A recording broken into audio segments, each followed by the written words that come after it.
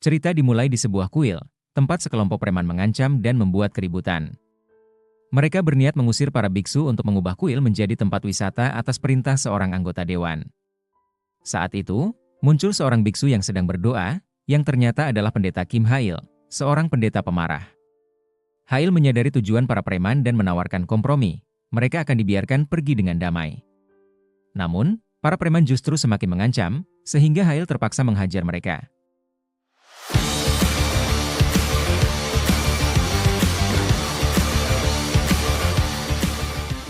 Setelah itu para preman tersebut diamankan oleh polisi, dan ternyata ada seorang biksu yang merekam semua perbuatan preman di kuil tadi dan dijadikan sebagai bukti untuk menahan mereka. Sesudah selesai memberikan keterangan di kantor polisi, para biksu merasa bersyukur atas bantuan Hail, meski berbeda keyakinan. Sanghyun, seorang pemuda, adalah orang yang memperkenalkan masalah ini kepada Hail. Sanghyun bercita-cita menjadi pendeta hebat seperti Hail. Meskipun Sanghyun sering membuat Hail kesal dengan kejahilannya, Hail tetap peduli, apalagi mengetahui Sanghyun memiliki penyakit jantung bawaan. Tak lama kemudian, detektif Dayong, sahabat Hail, datang untuk memastikan keadaan. Dayong mengingatkan Hail agar tidak bertindak di luar yurisdiksinya. Namun, Hail dengan santai meyakinkan bahwa semuanya terkendali. Malam itu, mereka makan bersama di gereja Gudamgu, mengenang Pastor Lee yang telah wafat 5 tahun lalu.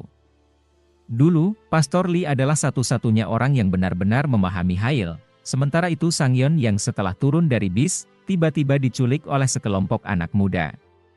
Pemimpin kelompok tersebut menuduh Sanghyun mengetahui sesuatu yang terjadi malam sebelumnya. Di sisi lain, jaksa Pak Kyung-san menghadapi masalah serius. Teman kencannya tiba-tiba ditangkap Interpol karena ternyata terlibat dalam kartel narkoba. Malam yang seharusnya menjadi dinner romantis bagi jaksa Park Kyung-san berubah menjadi kekacauan. Teman kencannya, seorang pria bule, tiba-tiba menawannya saat sedang ingin ditangkap. Namun, pria itu tidak menyadari bahwa Kyung-san adalah seorang jaksa yang terkenal, gila, dalam menghadapi lawannya. Dengan sigap, Kyung-san menjatuhkan pria tersebut. Meski demikian, polisi tetap menahan Kyung-san karena mereka mencurigainya terlibat dalam jaringan kartel narkoba. Hingga penyelidikan selesai, Kyung-san harus menjalani interogasi. Sementara itu di Korea, pendeta Kim Hail menerima email dari keuskupan kota Busan yang mengajaknya bergabung untuk mengajar.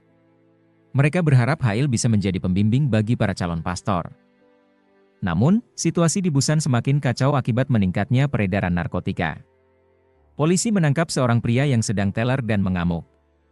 Pria itu ternyata adalah anak seorang menteri, Kim In-soo, yang kerap lolos dari jerat hukum berkat campur tangan ayahnya. Jaksa Nam Do-hyun, yang sering menangani kasus Kim In-soo, merasa muak dengan ulahnya serta perlindungan yang diberikan oleh sang ayah. Di sisi lain, saat ibadah pagi, Sanghyun, seorang anak yang selalu mengikuti pendeta Hail, datang dengan tubuh penuh lebam dan wajah pucat. Meskipun Hail khawatir, Sanghyun tetap memaksa untuk ikut beribadah. Namun, di tengah ibadah, Sanghyun tiba-tiba pingsan. Ia segera dilarikan ke rumah sakit, di mana dokter mengungkapkan bahwa Sanghyun mengalami kerusakan otak dan gagal jantung.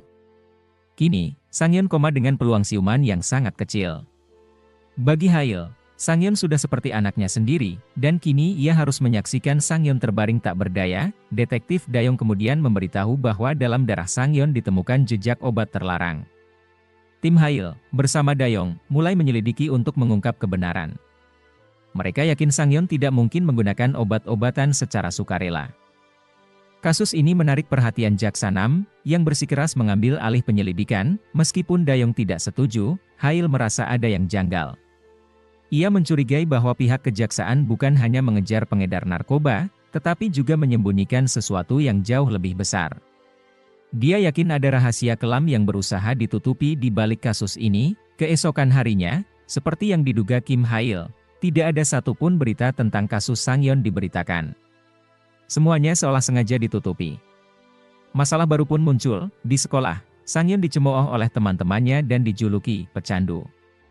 Hail geram, merasa seharusnya mereka mencari tahu kebenaran terlebih dahulu sebelum mengejek. Seorang murid bernama Wang Yu mengatakan bahwa sehari sebelum pingsan, Sanghyun sempat menghubunginya dan menyebut satu nama, Jang Si-tae. Namun, Wang Yu tidak mengenal nama tersebut. Detektif Dayong segera meminta bantuan Song Sak untuk mengawasi aktivitas mencurigakan di daerah Gunamgu.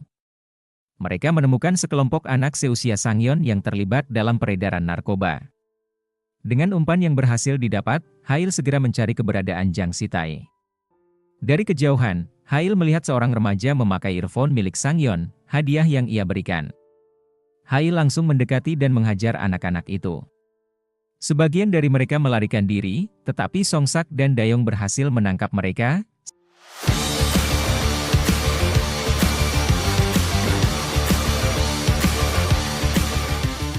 Saat diinterogasi, Si-tae mengakui bahwa ia sengaja mengincar Sangyeon karena Sangyeon memergokinya sedang menjual narkoba. Si-tae berharap dengan membuat Sangyeon kecanduan, ia akan menjadi seperti mereka. Hail merasa sangat terpukul membayangkan penderitaan yang dialami Sangyeon. Ia lalu menuntut Si-tae menyebutkan nama pemasok narkoba. Ketika Si-tae menolak, Hail mengancam akan membunuhnya. Si-tae, yang meremehkan Hail, berkata bahwa seorang pendeta tidak mungkin membunuh. Songsak menambahkan dengan nada dingin bahwa dulunya Kim Hail dikenal sebagai seorang psikopat, dan jiwa gelap itu bisa kembali jika Si-tae tetap bungkam. Ketakutan, Si-tae akhirnya menyebut nama pemasok, Gerald. Hail dan timnya segera melacak Gerald. Meskipun anak buah Gerald mencoba melawan, mereka tidak mampu menghadapi Hail, yang bertindak seperti malaikat maut. Dalam interogasi brutal, Hail menuntut Gerald mengungkap identitas bos besar di balik jaringan narkoba tersebut. Namun, Gerald bersikeras bahwa ia tidak tahu. Pemasok selalu berkomunikasi menggunakan nomor telepon yang terus berganti, dan keberadaannya tidak pernah diketahui. Satu-satunya petunjuk adalah nama yang sering muncul di grup obrolan mereka, Jibelut Api Busan. Tak lama kemudian, polisi tiba di lokasi. Mereka terkejut mendapati semua tersangka telah terikat, sementara barang bukti tersusun rapi. Pendeta Kim Hail dan timnya kembali berhasil menyelesaikan misi dengan cara mereka sendiri. Polisi juga terkejut saat ada kerumunan reporter yang sudah berjajar di jalan. Rupanya, Kim Hail-lah yang melaporkan kasus ini, memastikan publik mengetahuinya. Jaksa yang terlibat hanya bisa bertanya-tanya bagaimana orang ini bisa menangkap pengedar sebanyak itu dalam satu malam. Sementara itu, di gereja, Suster Kim mencoba menenangkan suasana karena mereka sudah tahu apa yang menimpa Sangyeon, dan Hail sudah menangkap pelakunya. Namun, kegelisahan Kim Hail tampak jelas. Ia terus memikirkan nama, Jibelut Api Busan, yakin bahwa sosok misterius ini adalah dalang yang beroperasi di Busan. Semua orang di gereja memahami maksud Hail. Mereka khawatir ia akan melakukan sesuatu yang tidak terduga. Sebagai pendeta pemarah dengan tekad membalas dendam atas penderitaan Sangyeon, Hail memutuskan bahwa langkah berikutnya sudah jelas. Ia akan pergi ke Busan, pusat operasi kartel narkoba tersebut. Tanpa membuang waktu, Hail mempersiapkan dirinya untuk berangkat ke Busan. Dia tahu pertempuran di Busan akan lebih besar dan berbahaya, tetapi itu tidak akan menghentikannya. Pendeta ini siap membawa misi pribadinya ke tingkat yang lebih tinggi, menegakkan keadilan dengan caranya sendiri. Sementara itu, di gereja, semua orang terkejut setelah mengetahui bahwa Kim Hail benar-benar pergi ke Busan, meninggalkan mereka dengan sebuah surat. Dalam surat tersebut, ia menyatakan ingin menangani masalah ini sendirian, karena terlalu berbahaya jika orang lain ikut campur.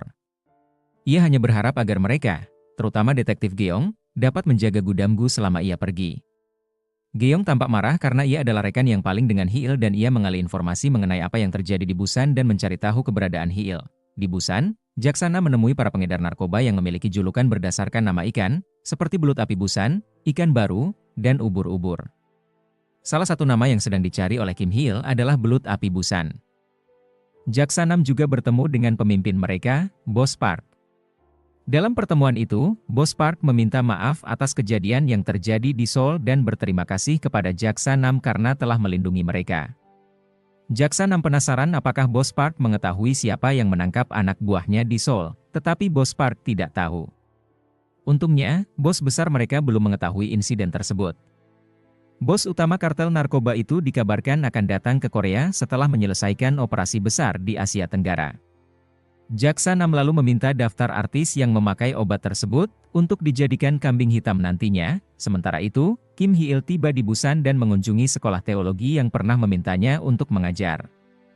Menurut Hail, kasus Sangyeon dan keterlibatannya di sekolah teologi ini adalah bagian dari rencana Tuhan untuk mengungkap kartel narkoba. Di sana, ia bertemu dengan pemimpin gereja, Pastor Lee Wung-suk atau Dominic. Tanpa membuang waktu, Pastor Lee memperkenalkan Hail kepada para murid.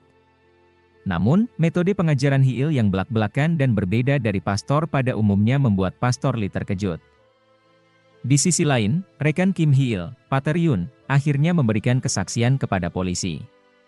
Ia juga menjelaskan kepada Jaksa Park bahwa ia dan Hiil adalah belators, pastor yang dipilih langsung oleh Vatikan untuk menjadi kesatria yang menegakkan keadilan tanpa mengambil nyawa.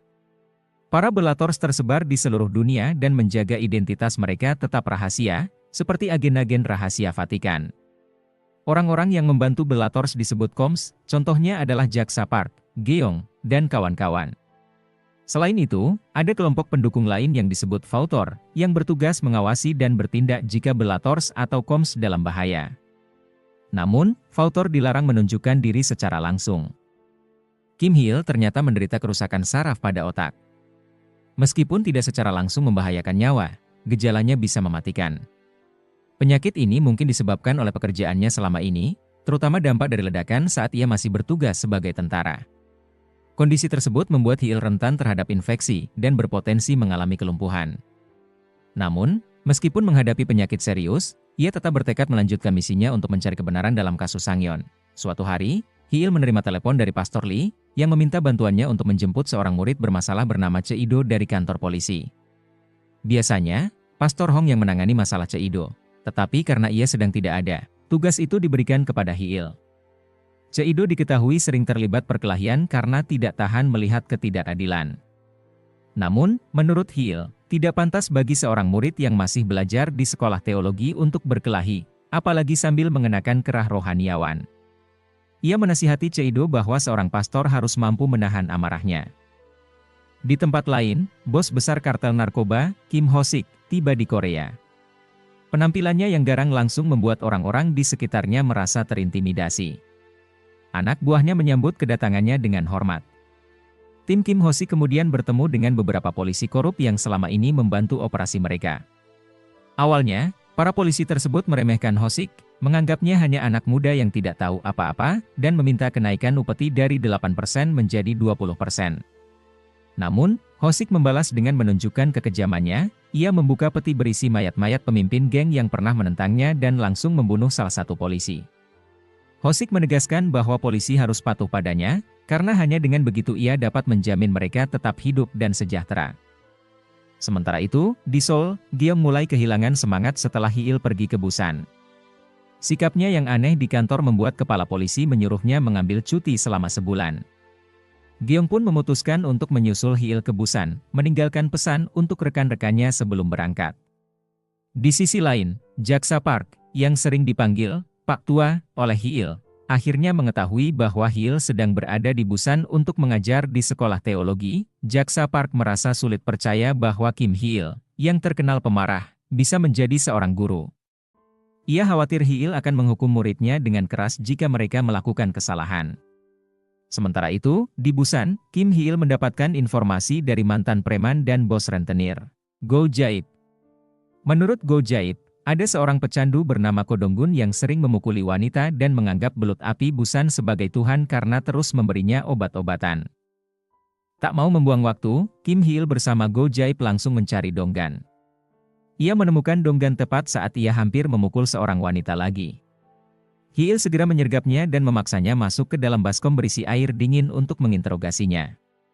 Ketakutan akan mati kedinginan, Dong-gun akhirnya mengungkapkan lokasi markas belut api Busan.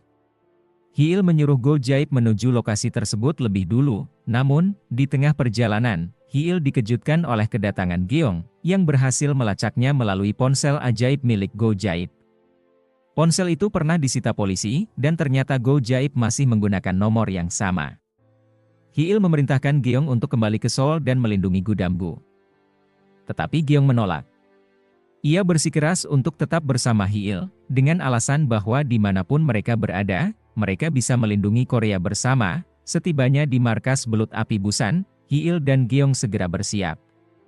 Seperti biasa, sebelum bertindak, Hiil melepas rompi rohaniannya. Mereka masuk dan menghadapi anak buah belut api. Namun, tiba-tiba beberapa mobil datang membawa lebih banyak orang bersenjata. Go Jae-ip yang menunggu di luar panik dan mencoba menghubungi rekan-rekannya, Tetapi tidak ada yang menjawab karena Hiil dan Geong sibuk bertarung. Setelah pertempuran sengit, mereka berhasil menangkap belut api.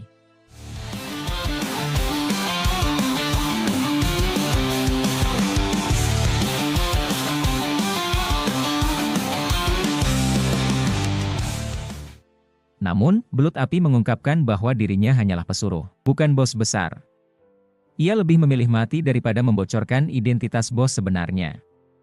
Saat situasi semakin tegang, tiba-tiba seorang polisi wanita dari unit investigasi narkoba Busan masuk dan memukul kepala belut api hingga pingsan. Tanpa basa-basi, polisi wanita itu menyuruh Hiil dan Geong untuk menyerahkan diri. Meski mereka berusaha menjelaskan bahwa mereka bukan penjahat, wanita itu tetap memaksa mereka mengangkat tangan.